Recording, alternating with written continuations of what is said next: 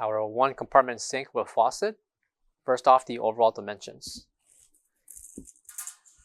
Left to right, we have a length of 27 inches and a depth of 27 inches deep. 27 inches applied to the front, to the backsplash of the sink. Height with legs, we have 41¼ inches tall. And the height minus the splash,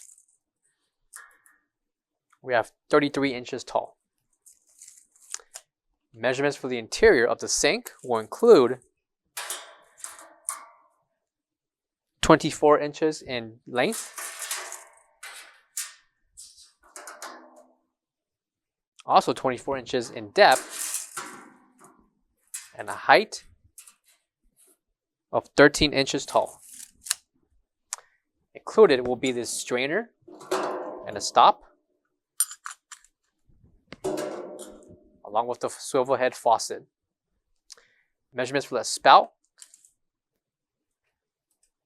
will be 10 inches. Cold and hot water feature. And located in the back are the mounts for the faucet. Measurement for the mounts will include 8 inches. For all questions, give us a call or visit our website, coolerdepotUSA.com, for more information on this product. Thank you.